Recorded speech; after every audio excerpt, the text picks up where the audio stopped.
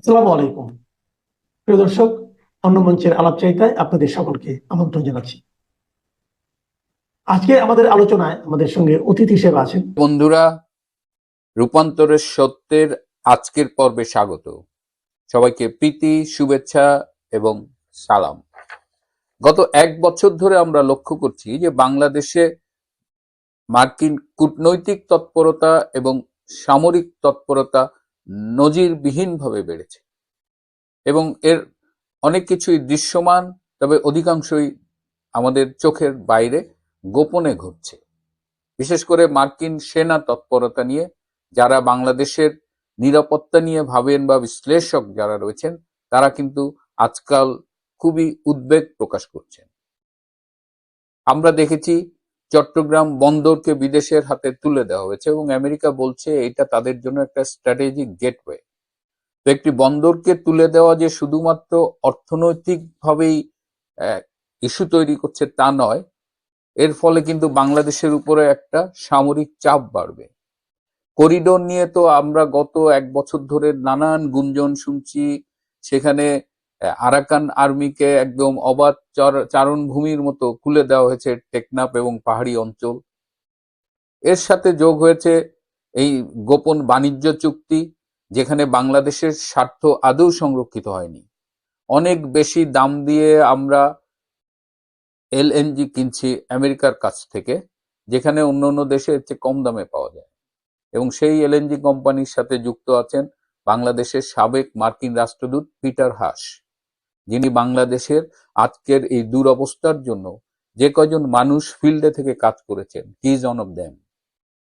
এই সব আলোচনার মধ্যে একদম সম্প্রতি যোগ হয়েছে আমেরিকা থেকে 120 জন সেনা এসেছেন, সেনা সদস্য বাংলাদেশে এসেছেন। তারা যে বাংলাদেশে ঢুকেছেন ঢাকা এয়ারপোর্ট দিয়ে, সেখানে তারা কোনো ইমিগ্রেশন ফর্মালিটিস করেননি। Can you think?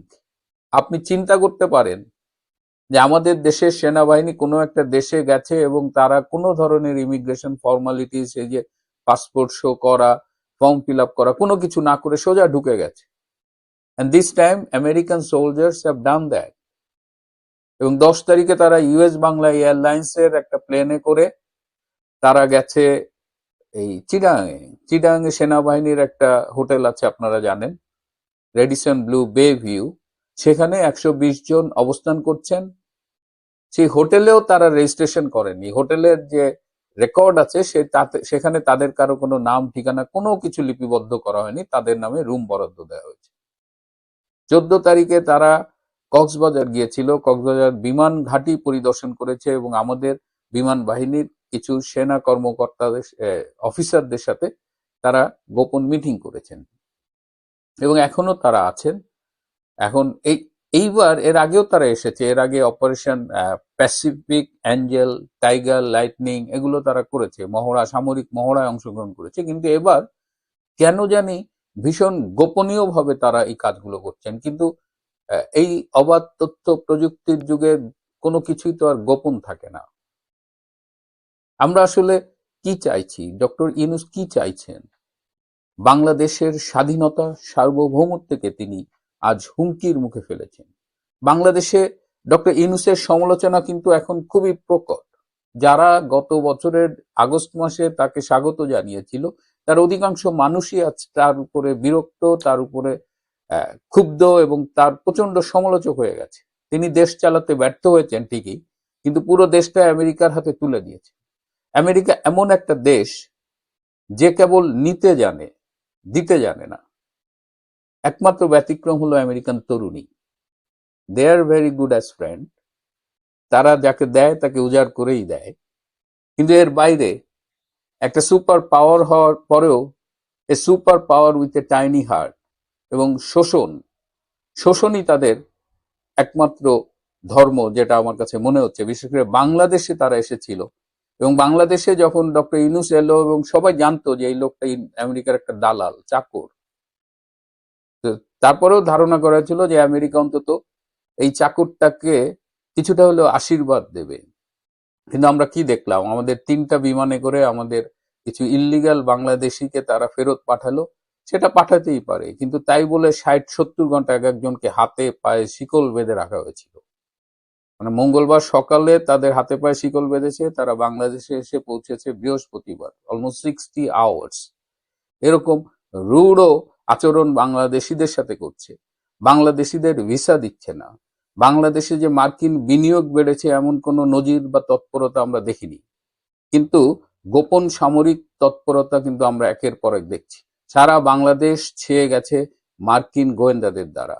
তার মধ্যে একজন 31শে অগাস্ট যে হোটেল ওয়েস্টিনে মারা গেলেন, আরবেন জ্যাকসন, সে তো এই আমেরিকার একটা স্পেশাল ফোর্সেস কমান্ডের সদস্য ছিল।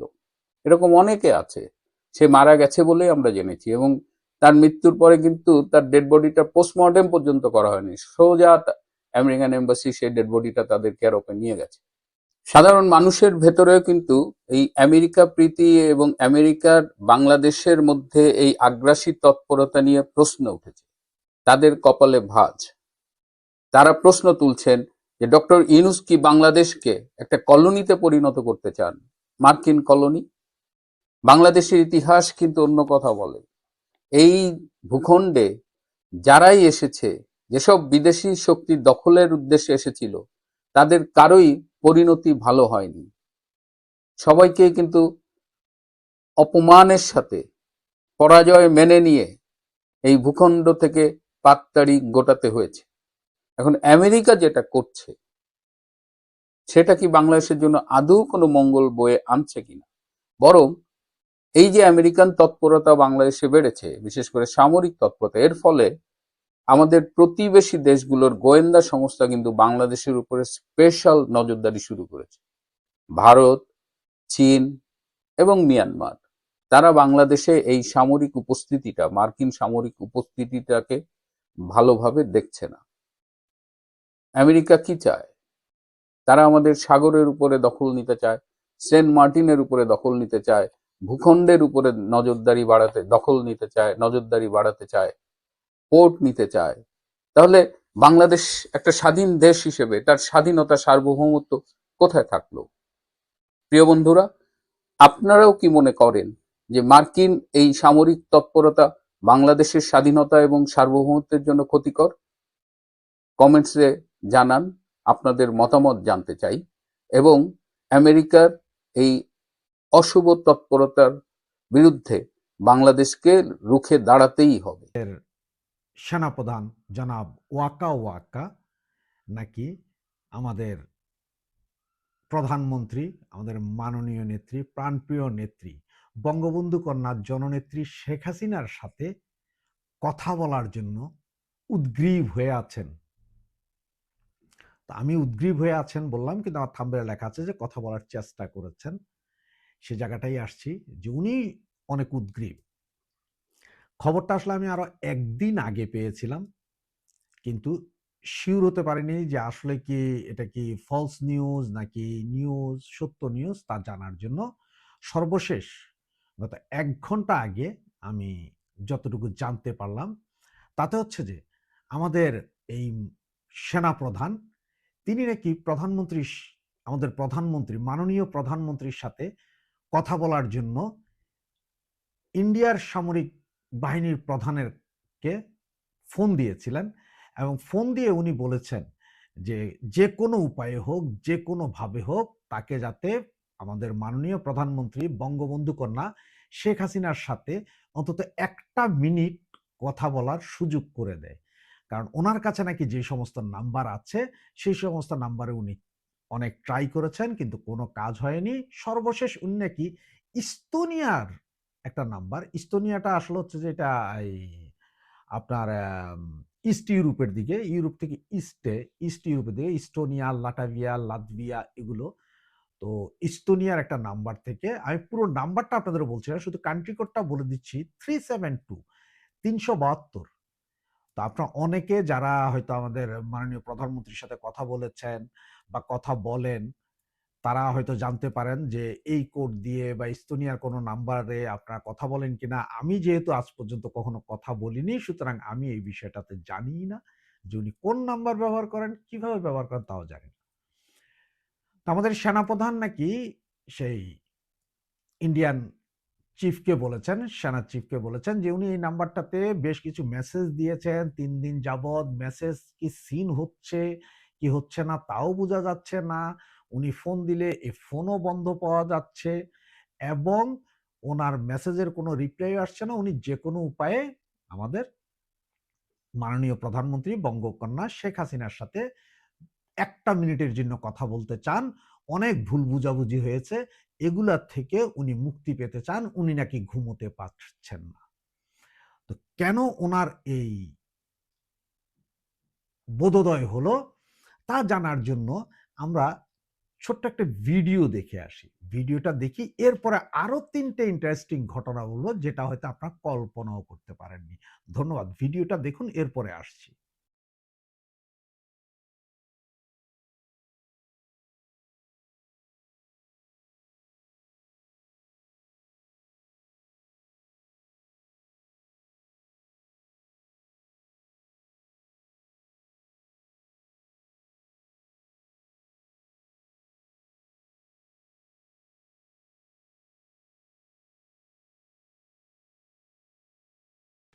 তো আপনার ভিডিওটি দেখলেন এবং আমার যতটুকু মনে হচ্ছে যে এই যে আজকে 120 জন ইউএস সোলজার চট্টগ্রাম শহরে নেমেছেন এবং ওরা বিনা ইমিগ্রেশন কোনো রেজিস্ট্রেশন ছাড়াই আপনার চট্টগ্রামের সবচেয়ে খ্যাতনামা হোটেল, যেটা সারা বাংলাদেশেই খ্যাতনামা এই হোটেলগুলো, এখানে উঠেছেন 120 জন।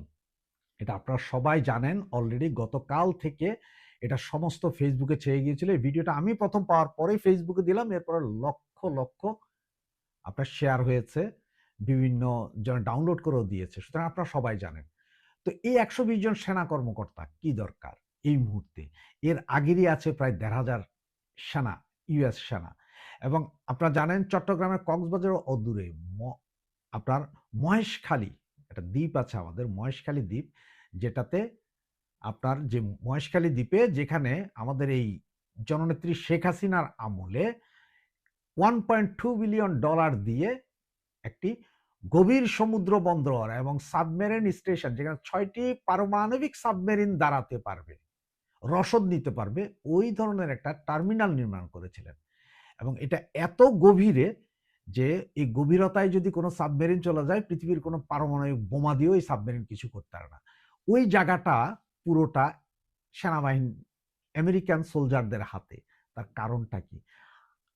আপনাদের কি মনে হয় না যে এইসব কারণে সবকিছু দেখে এবং উনি খুব ভয়ে ভীত হয়েই উনি ফোন দিয়েছেন যে শেখ হাসিনা ছাড়া মনে হয় আর বাঁচার কোনো উপায় নেই, সুতরাং আমি এখন শেখ হাসিনার সাথে কথা বলি। তার কারণ হচ্ছে যে আমাদের জননেত্রী শেখ হাসিনা একসময় বলেছিলেন, বারবার বলেছিলেন, সাদা চামড়ার একজন বা বেশ কিছু লোক আমাকে সেন্ট মার্টিন দিয়ে দিতে বলে, বঙ্গোপসাগরে দিয়ে দিতে বলে, যদি দিয়ে দিতে পারি আমি ক্ষমতায় থাকতে পারবো। আজকে কি সেটারই পুনরাবৃত্তি হচ্ছে না? এই 120 জন সেনাবাহিনীর এইসব লোক, এরা কারা? এবং সবচেয়ে ইন্টারেস্টিং খবর আরেকটি, সেটি হচ্ছে যে ডক্টর আসিফ নজরুল সাহেব, উনি ফোন দিয়েছিলেন ইন্ডিয়ান পররাষ্ট্র সচিবকে। উনি তাকে অনুরোধ করেছেন যে যে কোনো উপায়ে হোক বা যে কোনো ভাবে হোক ওনার সেফ এক্সিটের ব্যবস্থা করার জন্য। এখন আপনারা হয়তো অনেকে বলতে পারেন যে ভাই উনি তো বাংলাদেশে আছে, ওনার কি সেফ এক্সিট, ওনার কেন সেফ এক্সিট দরকার? সেফ এক্সিট দরকার আছে ওনার। এবং আবার এটাও বলতে পারেন যে ইন্ডিয়ার কাছে কেন সেফ এক্সিট দরকার? হ্যাঁ ভাই, ইন্ডিয়ার কাছেই ওনার সেফ এক্সিট দরকার, কারণ উনি বুঝে গেছেন যে যে কোনো মুহূর্তে অঘটন ঘটবে। উনি সবচেয়ে বেশি টেন্স যে যদি সেনাবাহিনী ক্ষমতা নেয় তাহলে তো ওনাদের অ্যারেস্ট করে ঝুলাই ফেলবে। সুতরাং সেনাবাহিনী ক্ষমতা নিলে যাতে ইন্ডিয়ান গভর্নমেন্ট ওনাকে এখান থেকে উদ্ধার করে, সেফ এক্সিট এটা। অথবা যদি শেখ হাসিনার গভর্নমেন্ট আবার এই মুহূর্তে ফিরে আসে, যে কোনো মুহূর্তে ওনাদের তো ফাঁসিতে ঝুলাবে। সুতরাং ওনার সেফ এক্সিট দরকার এবং এটা করতে পারে একমাত্র ইন্ডিয়া, আর কেউ না। যার কারণে উনি ইন্ডিয়ান পররাষ্ট্র সচিবের কাছেই ফোন দিয়ে এই অনুরোধ করেন এবং ইন্ডিয়ান পররাষ্ট্র সচিব বলেছেন, আপনার বিষয়ে এইসব ভার্বাল আপনি ফোনে আমারে বললেন হবে না, আপনি লিখিত চিঠি দেন, গভর্নমেন্টালি লিখিত চিঠি দেন, সেই চিঠির উপরে আমরা অ্যাকশন নিব। সেই চিঠি যদি না দিতে পারেন, এসব মুখের কথায় আমরা কিছুই করতে পারবো না। আপনি লিখিত চিঠি দেন, আমরা বিবেচনা করব। সবচেয়ে মজার কাহিনী এগুলো। তাহলে সেনাপ্রধান কেন এত ব্যতিব্যস্ত আমাদের নেত্রীর সাথে কথা বলার জন্য? সেনাপ্রধানের আবার কি পরিকল্পনা আছে? এই সেনাপ্রধান কি বুঝে গেছেন যে উনি কিছুদিনের ভিতরে ওনার ক্ষমতা হারিয়ে উনি ঝুলে যাবেন, বা ওনাকে মব জাস্টিস করা হবে, ওনাকে জুতার মালা দেওয়া হবে, যেটার জন্য আমাদের প্রধানমন্ত্রীর কাছে এখন ক্ষমা চাইতেছেন যে আমার ক্ষমা হয়ে গেছে, আমি তখন বিবেক দিয়ে করি নাই, আবেগে করেছি, আমাকে ক্ষমা করে দেন, আমাকে ক্ষমা করে দেন। তোকে কি ক্ষমা করা যাবে? ওকে কি ক্ষমা করা যাবে?